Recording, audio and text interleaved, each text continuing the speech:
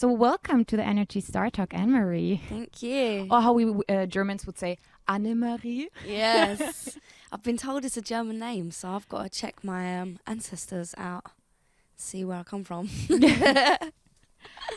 Before we talk about your single and like your solo single and the one with Jean-Paul and Clean Bandit, I got like a few questions. We call it 50 seconds with Anne-Marie. Okay. Like try to answer as quick as you can. Okay, oh my gosh. 50 seconds. Okay.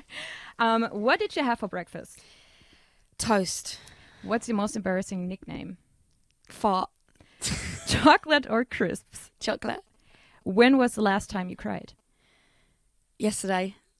How much cash do you have with you right now? None. Who should sing for you on your birthday? The Queen.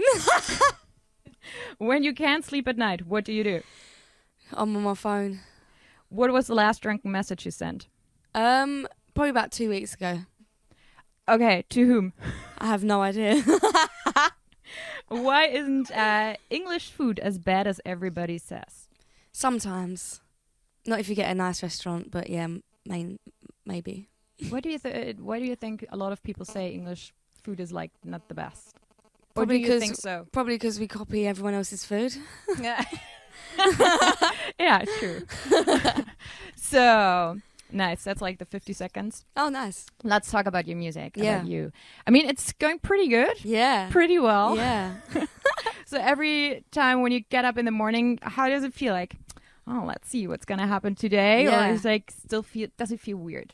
I don't know if I'm ever gonna feel normal about it. I think I'm just going with the flow and enjoying myself. And I mean, I used to have really high expectations and want to win at everything and want to be first. And I just became really stressed and not enjoying anything at all. So since that happened, I spoke to a few people and they were like, you just need to have fun and enjoy the moment. And so that's where I'm at right now. So whatever happens is just really amazing, to be honest. It's not expected, and yeah. You're enjoying the moment. Yeah.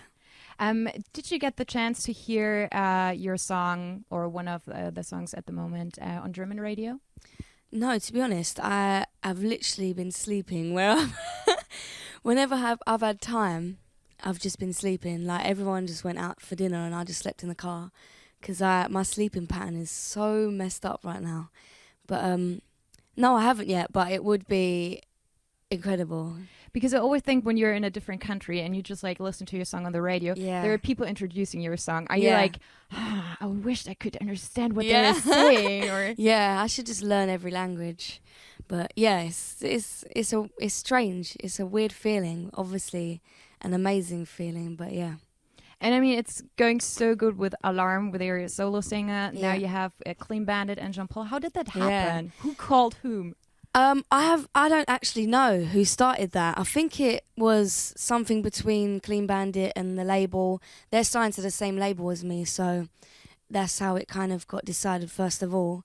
And I've known them for a little while now, and I love Jean-Paul, so it's kind of an easy yes to me. And I love the song as well. Was it like you were all together in the studio, or did everyone record his part and just like... It was all different times. I think I recorded my bit last. But yeah, we weren't in the studio all at the same time, unfortunately. It would have been nice to experience. Not but yet. Yeah, not yet.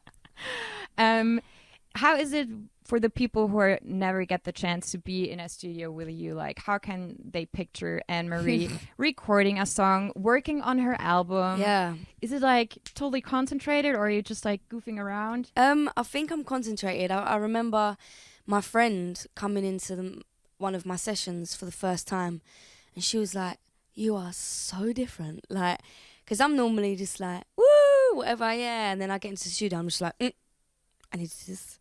And then I record really quickly. I love to do vocals really quickly and get like the first takes of it to make it really raw and real.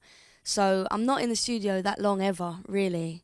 Not that I don't like it, but I love to get like the first raw bits of everything done and then leave. So you have a special picture of the song, how you want it to sound, and that normally works out then? Yeah, to be honest, we normally record it or write a song to a piano. So there's not any music or production around it on the day that we record. So we what I love about songs is that it's a story, and it's strong enough to be an acoustic performance before having any production around it. So I record it simply with piano, and then they keep that vocal and work on the production around it after that. So yeah. So where do you write your songs before you go to the studio? Is it just like because you travel a lot, you're always like on a bus, on a plane? Do you do that there, or? Songs can come from anywhere, anytime. Some mostly at night, really late when you're trying to sleep and you can't sleep.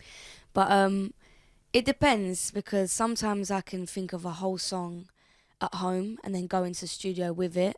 And sometimes I go into studio and get inspiration from what they're playing me. So, I mean, inspiration has to come from somewhere, and I love writing about stuff that I've been through personally, and or stories that someone's told me that I understand and can connect to. So inspiration for songs can literally come from anywhere. So whenever I get it, I just write it down in my phone quickly, just to capture that moment.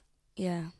Did it ever happen that like fans came over to you, or maybe wrote you a letter just like, hey, got an idea?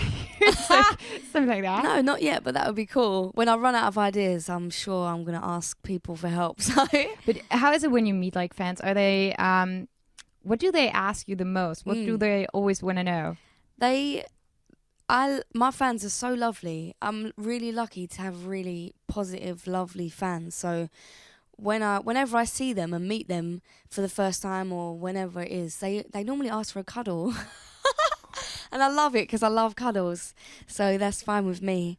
But yeah, they're normally just asking how I am, because to be honest, I'm really open on social media, and I'm really just myself. So I like to think that, I hope to think that they feel like they know me. So when they meet me, they're not exactly like, oh my God, she's acting like a god. Yeah, like, oh they're just like, hi, how are you? And I like that relationship I have with them. So yeah, it's nice. So is it different when, like, of course, I guess it's different when you're meeting fans and talking to them, especially when you're like, are you a fangirl of like maybe a band or a musician?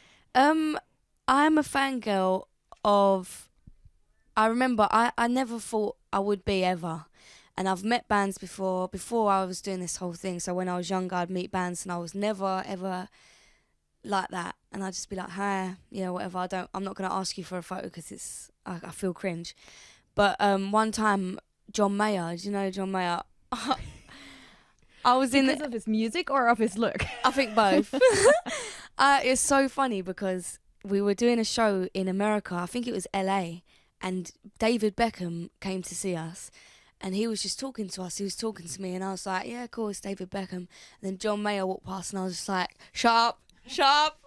And I just completely freaked out, and I like ran away into the dressing room, and I was like, what is wrong with me? So I think that is the only time it's happened. I never want to do that again, because it's so embarrassing. So maybe you should do a feature then, like with John Mayer. Oh my God, I don't think concentrate. No, that would be the only time I can't concentrate in the studio. Nice. Oh. But it's, especially David Beckham, a lot of people would be like, oh my God, really? David Beckham's here? I know. You have a great life. I guess what a lot of fans also want to know, is, especially our listeners, when can they see you live perform? Yeah, well, I have a UK and Ireland tour at the end of this month, November.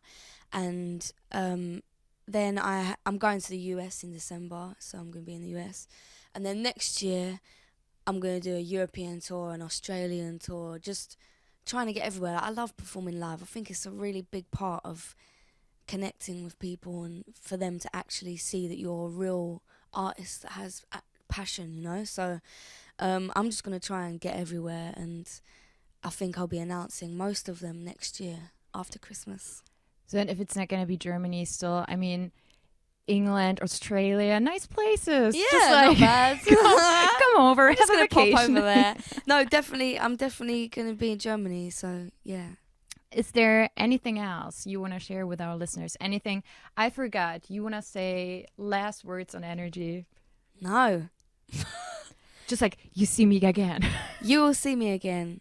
energy, and Germany and Berlin and everywhere, because I'll be back performing live with new music. And yeah, come and see me. And there's going to be an album. And there'll be an album next year. Just not sure when, so don't ask me when the date is, because I have no idea. That's okay, but we know it's coming. Yeah, it's coming. Perfect. So thank you. Thank you. Thanks for your support.